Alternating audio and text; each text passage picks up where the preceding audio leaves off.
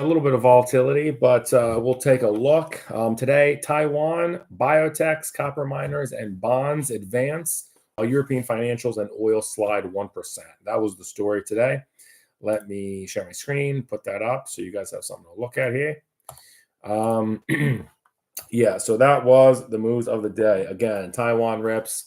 I was a little bit of a beneficiary of that through Taiwan Semi, still along that in the semiconductor space.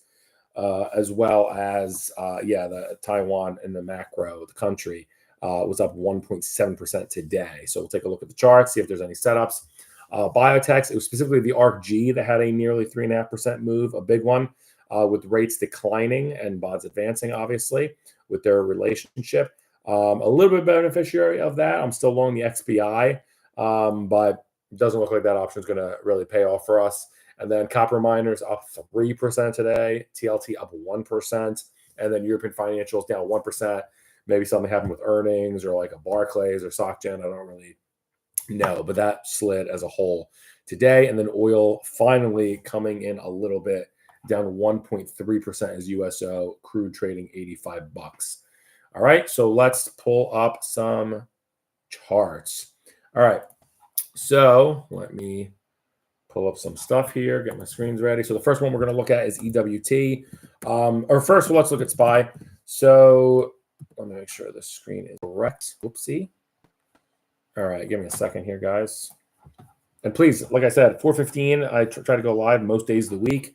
Log into the channel. I would love to, talk to some folks, answer some questions about options, see what you want to look at for today, so on and so forth. But let me stop sharing. Hi. Let's go back here. Window. There we go. So SPY today, a little bit of volatility. This is a year chart. Like I said before, I thought we were going to be at least a little bit of range bound until the CPI tomorrow morning as the fireworks, what people are all waiting for. Lower volume again today, although better than yesterday. S&P put in its top on March 28th. I look at the SPY to represent that. So 525. Was the high, essentially. I'm rounding up, and today we closed at 519, less than 1% away. I think CPI potentially can be the lift for tomorrow, higher. Don't know, though. We can also, I know it sounds schizophrenic, but we can also go down to about, you can get like an ugly sell-off that starts tomorrow and push it over the next week towards 506, which would be about 50, 60 in the S&P. So there's going to be a catalyst one way or the other. And then I believe Thursday or Friday morning, JP Morgan kicks off earnings. So you got a couple catalysts, not probably super wise to do a ton of market moves, but we have seen less institutional buying in the S&Ps. So it looks a little bit of a weakening here, but we'll see. 21 EMA, exponential moving average is right at 516. So I expect this to stay around here, but definitely some volatility up ahead potentially on the number tomorrow. All right, so let's look for some signals. So EWT was our first one, a big move today, up 1.7%. Let me take a look at the charts. So I mean, it's at its upper target. I don't want to play on this. Has been a superstar. I mean, I like the readings here of positivity. This had a really nice, November to December. Actually peaked December 14th at $50, basically almost where it's sitting right now.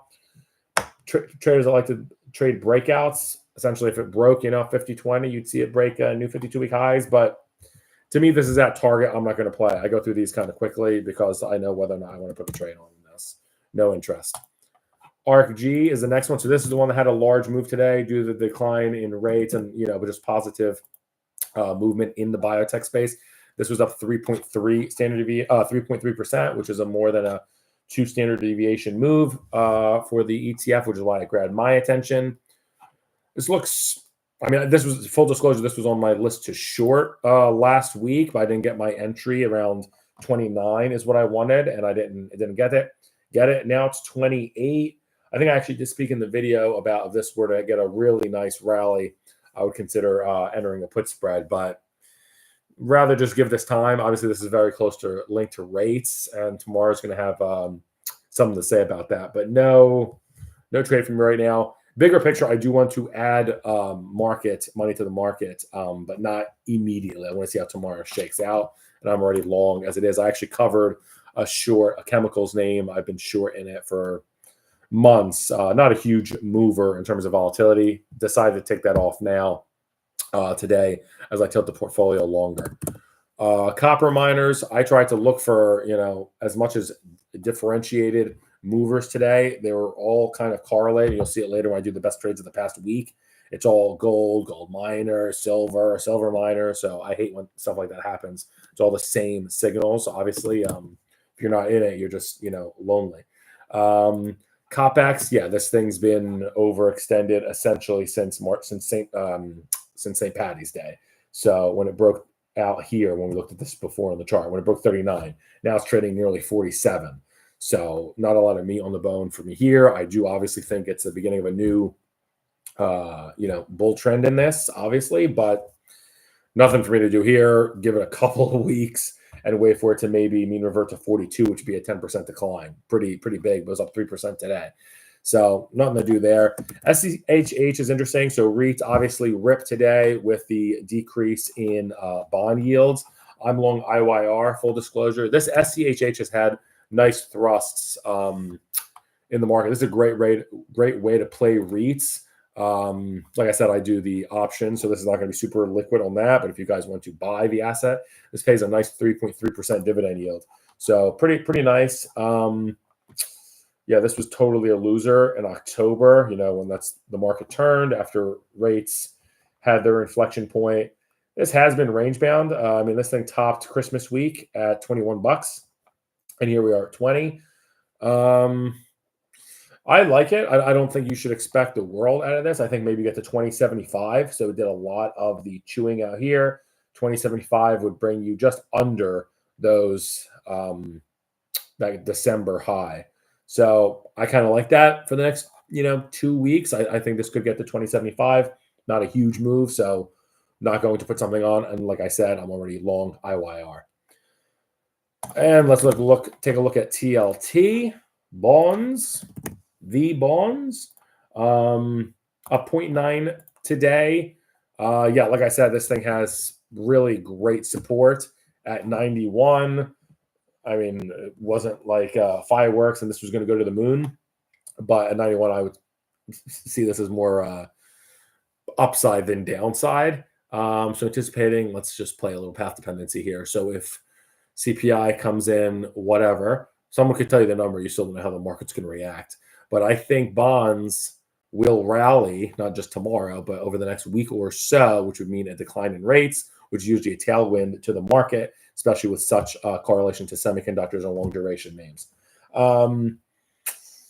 Yeah, all that being said, I'm not going to buy TLT here. It just looks like a story. I don't really love it. And like I said, the absolute most you could expect for this would be 95. And I just don't really love to play this through options. All right, so TLT was up, like I said, nearly 1% today. The losers, only 2 with multi-standard deviation moves. European financials, this used to be a very, very, very hot area. It still is. It peaked literally just 5 days ago. So this was on my radar a while back. This thing has been super extended, as we said, overbought since March 5th, crazy town. And when this thing gets overbought, it happened here too, November 17th, all the way through December 19th. So that's a month, pretty hard to do. And then March 6th through basically just today, it ended. So a month also of being overbought. So pretty crazy. If reality, if history repeats itself, looks like you get down to about a 42 RSI. It would be basically put you around, tough to say, but probably above these levels. So around 21, but you'd have more to fall. We'll see. I'm not really sure what pushed this lower. I'm not really sure the constituency of this will push it lower. Nomura or Barclays or whatever, or not Nomura, sorry. Barclays or SocGen or UBS. It could be anyone that possibly move this lower. But yeah, all that being said, a great space. Looks like it's getting close for an entry. I like this from the long side. If you get an entry around 2240, so we have to get back a little bit more.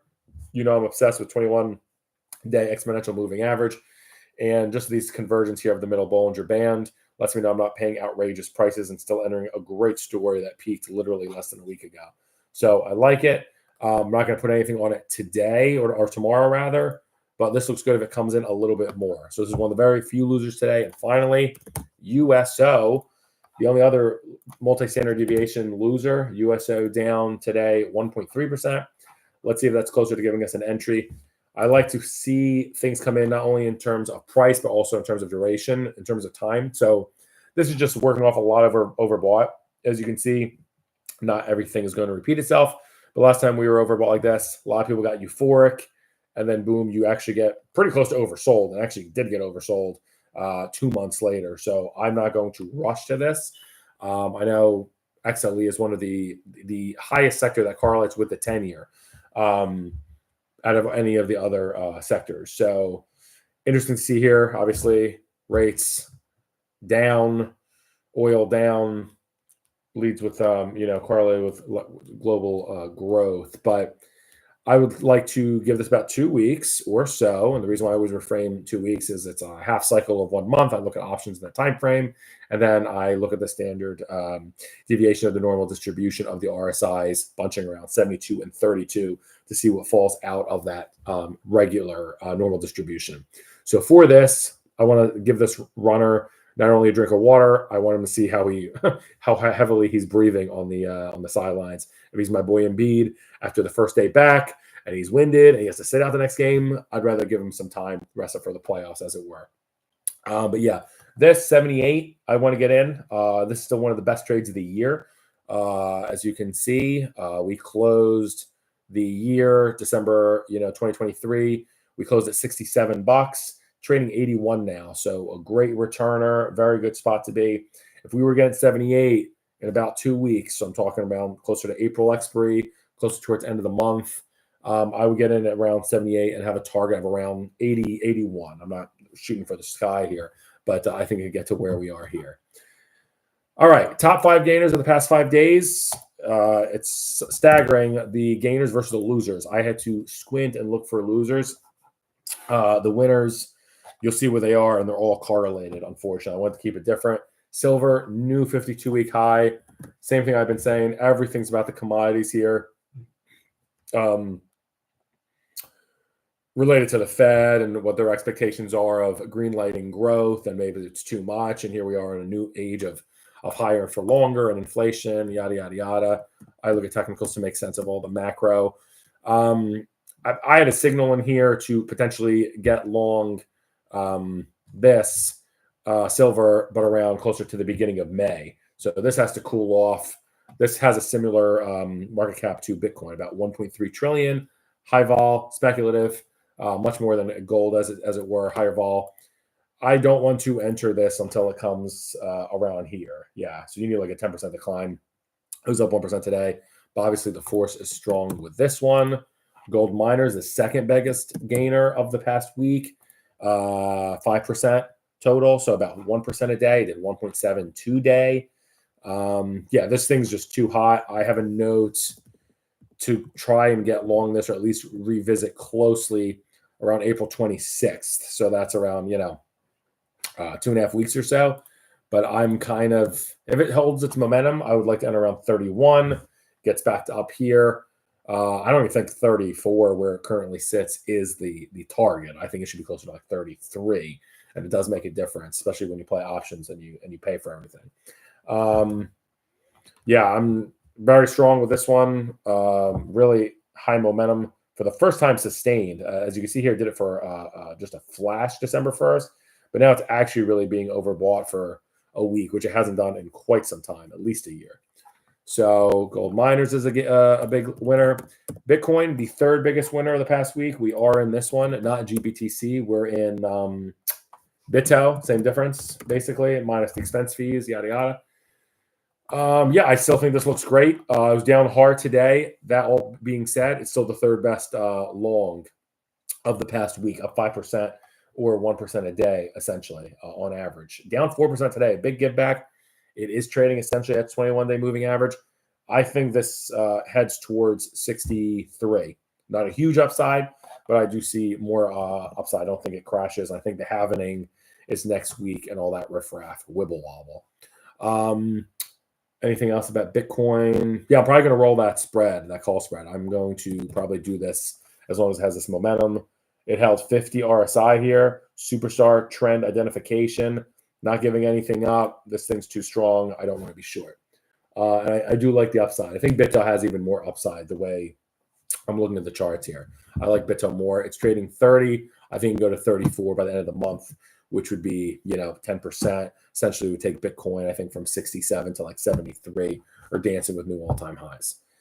GLD, let's look at that chart because we looked at gold miners. Now we'll look at gold itself. New all-time high today. You can't sneeze at that. Obviously, I'd be an idiot to say, short it, blah, blah, blah. This thing is, all-time high to the sky. All that being said, so again, I have a note in here to get long around tomorrow. I actually did have April 10th written down.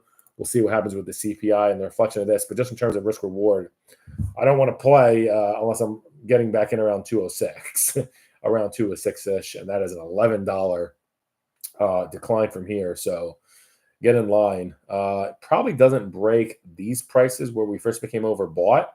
So that is this support around 200. You might get something like that, but it's going to take till, like I said, a couple weeks for these commodities to see where this shakes out, and if the investor dollars rotate back into something like semis or home builders, etc. But right now, commodities are the bell of the ball, and gold is hitting all-time highs. This ETF has never traded $217. And then EWZ, the fifth best long of the week, up 3% this past week, up 1.4 today. Today was a big emerging markets day. Talked about Taiwan earlier. So don't love. I usually like to look at EWZ as a good barometer of emerging markets and such. There's better places for your money. I don't really love anything here, so none to speak of. All right, and then losers for the past week. This has really been crazy. So we're talking about the gainers. It was like silver 7% the past week, gold 3%, gold miners 5%. Things that typically worked out to an average of 1% a day appreciation. When you look at the losers, this is the biggest loser ETF for the past week, and it's XRT, and it's down 2% over the past 5 days. So not really anything horrible. Actually hit its highs on April 1st, just 8 days ago. So it went from 79 to 75. As you know, I'm long Abercrombie and Fitch. Nice rising 200-day moving average here. Give this one some time. I think it's not a. Hold on a second. Let me see something. Yeah, this is a good entry. I don't think you get much lower than 73. The 21 EMA is 76, so you actually got a little bit of a discount here from the past week. There's just a whole lot of stories going into this. Don't really want to get into in terms of the retail. The bottom end is struggling. The top end is experiencing wealth effect, so that's helping. But there's a lot of dispersion trades like Lululemon and Nike and etc. and Abercrombie and Gap, etc. Like I said, I'm in the trade and a constituent of it. I would maybe give this another day or 2 or 3. Wait till the end of the week possibly to shake out. But I still like this for a 79 target. I like it to resume its ways. Big picture macro, I still see SPY getting higher, in months 1, 2, 4, 6 months from now, I see us higher. Presidential cycle seasonality, the next month to 2 months are a little spotty. We don't rip higher. Trees don't go to the sky, and also the JP Morgan earnings and bank earnings, and they issue guidance for the rest of the year is going to give investors a little bit insight into the momentum of the economy. All right, a couple more. I want to get through these. So nice outside. Going to take my son out to dinner. All right, South Korea, one of the other biggest losers of the market. But when I say biggest losers, this thing's down to 1.4% over the past week. This is how the shorts are coming. There's not, there's not a abundance of downside here. So this is a loser profile. What I'm saying by that is it's been oversold in August, oversold in October, twice, oversold in January. But then here with this, you had a bearish divergence here. So you had, let me see actually. Well, now the low was here, Halloween week. You had a higher price, and the RSI was there. And then it springboards up all the way to new 52-week highs, March 21st. I'd rather I'm a better buyer than seller due to this reversal. And like I said, it's holding 50. This is a pretty big inflection point for this South Korea ETF. I used to play the short K-Web, but now it's to the upside. there's probably better, higher velocity, more consistent ways to make money than going long on this. You can, but again, pretty good amount of risk to me. And I think the ultimate target would be like 68. So, don't love that. Next, XLP, consumer staples, the third biggest loser in the market for the past week. Consumer staples, you want to guess the amount?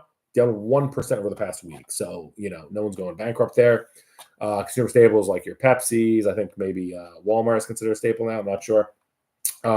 This was up 0.5% today. So including that, it's down 1% for the entire week. So, it was also coming from a high point on the 28th, trading around 77. Lower vol instrument, obviously. Tied with the rate story. I mean, I don't typically, obviously, like I said, I'm a derivatives trader, so I'm not going to play options in this nonsense just because it's super low vol and doesn't move.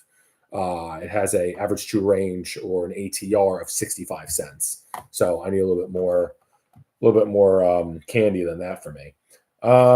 Just stabilization. You can see this 200-day moving average just flatlining, just not doing much of anything. I'd rather be a better buyer. I like these rising. You see this Bollinger Band rising from the October lows. But like I said, there's definitely going to be a better velocity, a higher momentum area to get paid. And again, if you fancy this, my target would be 77, and that would take it to new highs, right? Yeah, it would basically get it close to rivaling the highs from last May. And if people have a risk-off mentality, then they might scoop up some of this stuff, like Procter & Gamble included in this and such, like Unilever. But yeah, I'm not so intrigued. Two more, uranium. I am still sure this is likely to expire worthless. Uranium, even if the charts have you, send you a great signal, you got to be careful because the tailwinds from the sector is more powerful sometimes. And that was the problem. I got short, full disclosure, I think I can check my sheets, but I think it was around here on the way down. I think I got short here, around 28 potentially, and these are options, so price for max loss. And then it went there a couple times. It broke 27, did it again here on this candle, and then springboarded all the way where it closed above the top Bollinger Band, and now starting to consolidate a little bit. Looks like finally it's starting to come down to earth in this one. Also you saw oil move down 1.3%. But again, I think I've been saying this for a while. If you didn't have a position, you could buy puts on this, maybe something like the 29 May 29 strikes. But size it for max loss. This thing's been strong. And lastly, A-share. This is the fifth biggest loser in the market over the past week. A total of 1% down for the past week. So not like moving heaven and earth. I'm going to take a look at this. China, we all know their economic struggles. This has also found a bit of a rebound since its February lows. People, including myself, thought this was going to go lower and lower and lower. This one has a bearish divergence clearly to see. Right here, this little green line representing the RSI did not go lower with price. Should have at least gotten oversold. It probably should have actually gotten close to like 26, 24. RSI doesn't matter, didn't do it. And you get this propulsion all the way up here. Now, what happens, because it does look heavy, under its 200-day moving average, which is 25. Looks like it's a little overbought, but that's 21-day exponential moving average. Just nothing to do, in my opinion. So tomorrow, everyone's on the sidelines waiting for tomorrow morning. Could be a big mover, could be in line. Who knows? Not our job to predict that. But yeah, the best trades of the market of the past week. If you were in these, you had the best trades of the marketplace. Fact, unless you did, single stocks, and obviously your risk tolerance allows you to get into more moves, more different kinds of trades allocation. But it was long silver, best trade in the market. Long gold miners. Okay, the silver move was long, good for 7.5% over the past week. Hard to beat that. Long gold miners, the second best, up 5%. And then if you were in Bitcoin, that one I am, that's up 5%. So those are your best trades over the past week. Good luck tomorrow. Let's see what the CPI prints, and we'll talk to you then. Bye-bye.